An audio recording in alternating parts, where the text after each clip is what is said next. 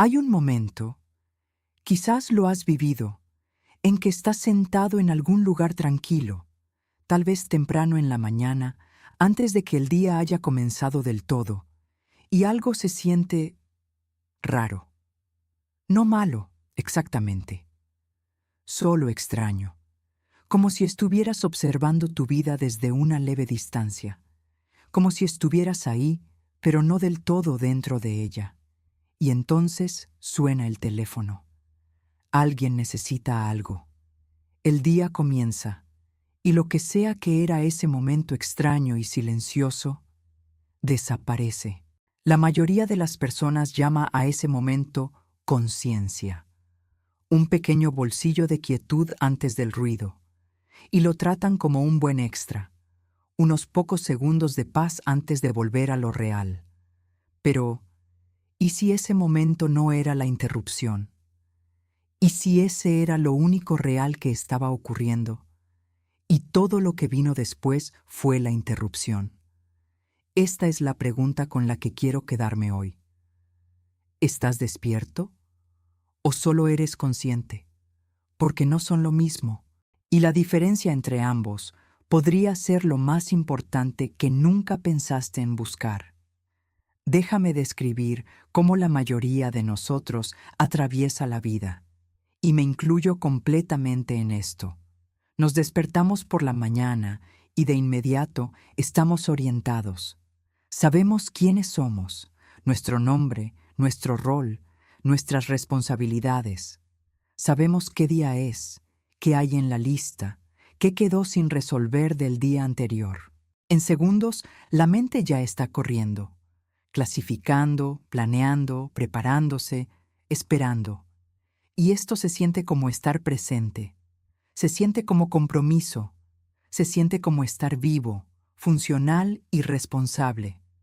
Pero hay una versión de la conciencia que en realidad es solo vigilancia.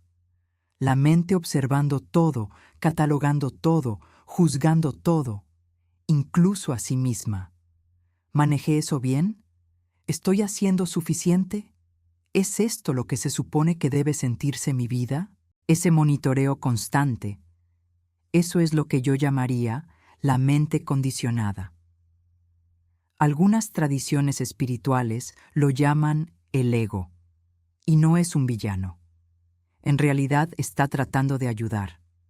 Aprendió muy temprano que mantenerse alerta hacía que las cosas fueran manejables, que saber quién eres y qué se espera de ti significaba que podías funcionar, sobrevivir, pertenecer. Entonces la mente condicionada desarrolló una habilidad muy sofisticada, la conciencia, hiperconsciencia en realidad, conciencia de amenazas, de expectativas, de cómo se ven las cosas, de lo que piensan los demás, de si estás a la altura. Y porque este tipo de conciencia ha sido tan constante, tan omnipresente, comenzó a sentirse como tú.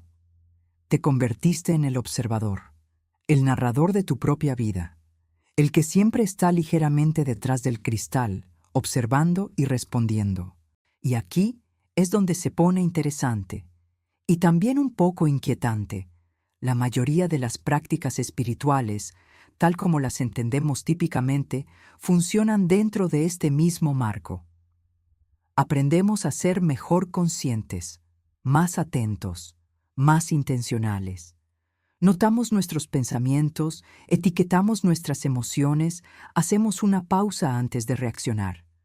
Todo eso es genuinamente útil. No lo estoy descartando, pero hay un techo para ello.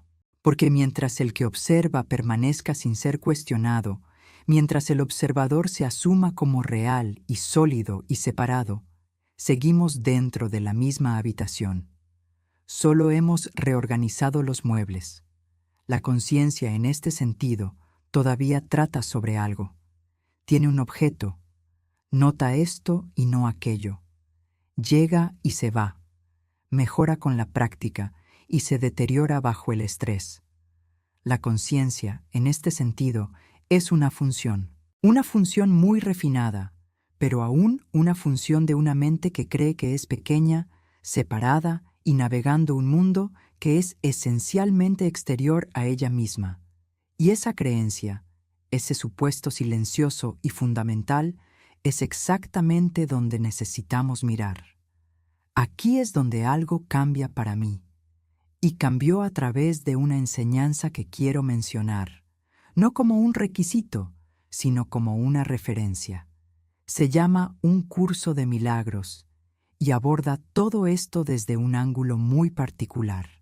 No como filosofía, no como religión, sino como una especie de reentrenamiento interno de la mente. Y una de las cosas que dice, muy suavemente, pero con enormes implicaciones, es esta: lo que eres no es el que es consciente, lo que eres es la conciencia misma. Déjame quedarme con eso un momento, porque puede sonar abstracto. Hay una diferencia entre tener conciencia y ser conciencia. La mayoría de nosotros vivimos como si la tuviéramos, como si fuera algo que llevamos, algo que se llena cuando descansamos y se agota cuando estamos abrumados. Algo que pertenece a este cuerpo particular, esta vida particular, esta historia particular. Pero, ¿y si la conciencia no es algo que tienes? ¿Y si es lo que fundamentalmente eres, antes del cuerpo, antes del nombre, antes del rol, antes del pensamiento? Aquí hay una manera de entrar que no requiere ningún vocabulario espiritual. Piensa en tu conciencia ahora mismo, en este momento. Está aquí. Está recibiendo estas palabras. Está notando si estás de acuerdo o en desacuerdo, si esto resuena o no. Ahora, ¿quién está notando eso? Si intentas buscar al que es consciente, encuentras más conciencia. No puedes pararte fuera de tu propia conciencia y examinarla como un objeto. Tú eres ella. Cada vez que intentas mirarla, está mirando de vuelta. Esa no es una pregunta trampa. Esa es la puerta de entrada. El curso sugiere, y aquí es donde se vuelve genuinamente radical, que esta conciencia, este conocimiento puro que siempre está aquí y siempre presente, no es personal, no te pertenece, es tú, y es la misma en todo ser viviente, la misma conciencia, la misma luz, la misma presencia, expresándose a través de formas infinitas, pero fundamentalmente una. Y si eso es verdad, si lo que soy no es esta configuración particular de historia y personalidad y preferencia, sino la conciencia misma, entonces, ¿qué es despertar? Esta es la pregunta que la mente condicionada no puede responder, porque la mente condicionada está dormida, no maliciosamente, no permanentemente, pero está operando dentro de una historia sobre la separación, sobre ser un pequeño yo navegando un mundo indiferente. Y esa historia se siente tan completa, tan internamente consistente, que no se nos ocurre cuestionarla. La conciencia, incluso la conciencia sofisticada, puede estar dormida, puede notar todo y aún estar soñando. Y oye, si esto está tocando algo en ti, este es un buen momento para suscribirte si aún no lo has hecho, y para dejar un like. Genuinamente ayuda a que este contenido llegue a más personas que podrían necesitarlo. Despertar no se trata de notar más. Se trata de reconocer qué es lo que está notando y descubrir que nunca estuvo dormido. Déjame darte un ejemplo concreto, porque este es el tipo de cosa que puede desvanecerse en la abstracción muy fácilmente. Hace algunos años estaba pasando por un período de verdadera dificultad. No dramática, sin crisis, sin emergencia, pero ese lento y agotador sentido de estar ligeramente mal, ligeramente atrasada, ligeramente no suficiente. Y era muy consciente durante ese periodo. Dolorosamente consciente, en realidad. Consciente de cada estado de ánimo, cada reacción, cada conversación que no fue como esperaba. Me observaba constantemente, analizando, tratando de descubrir qué necesitaba cambiar. Y el esfuerzo de eso era agotador, porque no importaba cuánto notara, cuánto observara, cuánto intentara ajustar. El que estaba notando seguía asustado, seguía preparándose, seguía tratando de manejar algo que se sentía fundamentalmente inmanejable. El cambio, y lo recuerdo claramente, no fue un despertar dramático, fue más como un pequeño y silencioso reconocimiento. Estaba sentada en medio de otro loop mental, y algo en mí simplemente dejó de intentar observarlo. No porque lo decidí, solo se detuvo. Y en esa detención había algo debajo, algo que no tenía nada que ver con el loop, algo que no tenía miedo, no la ausencia del loop, no la resolución del problema. El loop seguía ahí, pero estaba ocurriendo dentro de algo mucho más grande, algo que no estaba completamente afectado por él. Esa es la diferencia que estoy señalando. La conciencia observa el loop. El despertar es aquello dentro de lo cual ocurre el loop, y lo que nunca se confunde con él. El curso habla de esto como la diferencia entre la percepción del ego y lo que llama el Espíritu Santo. Pero no necesitas ese lenguaje. Podrías simplemente llamarlo la diferencia entre la mente asustada y administradora y la parte de ti que ya sabe que todo está bien. No porque las circunstancias estén bien, no porque hayas resuelto todo, sino porque algo en ti reconoce que lo que fundamentalmente eres no puede ser amenazado. Eso no es negación. No es positividad tóxica. No es pretender que la dificultad no es real. Es descubrir que tú eres más real que la dificultad. Y eso lo cambia todo. No en voz alta, no de golpe, pero lo cambia todo. Entonces, ¿cómo se ve esto en un día real? No en teoría, en la cocina, en la reunión, en la conversación difícil. Esto es lo que he encontrado. El momento en que sientes que te contraes, cuando algo se aprieta en el pecho, cuando la mandíbula se tensa, cuando notas que has entrado en modo de defensa o estrategia, ese momento es información, no sobre lo que está mal, sino sobre desde dónde estás mirando. Cuando la mente condicionada está funcionando, mira hacia afuera. Mira el problema, la persona, la circunstancia. Intenta arreglar, manejar, escapar o explicar. Cuando algo más profundo está activo, nota el mirar mismo, no con esfuerzo, no con una técnica, solo una leve pausa interna, una respiración que no es estratégica. Y en esa pausa, algo ya está ahí, algo que no fue fabricado por la pausa, solo revelado por ella. No voy a sugerirte que te sientes en meditación 1 hora cada mañana. No voy a proponer un ejercicio de journaling o una lista de gratitud. No porque esas cosas no tengan valor, lo tienen, sino porque lo que estoy señalando no vive en la técnica. Vive antes de la técnica. Vive en el acto simple, casi vergonzosamente ordinario, de notar que estás aquí, no de manera productiva, no de manera consciente, intencional y superadora, solo aquí, presente, consciente, no fabricado. Ese notar no es algo que creas, es algo que dejas de obscurecer. Aquí hay otra manera de entrar. La próxima vez que estés en una situación difícil, un intercambio tenso, una decisión que no sabes cómo tomar, un momento de frustración, intenta no preguntar primero, ¿qué debo hacer? Intenta preguntar, ¿quién es el que está experimentando esto ahora mismo?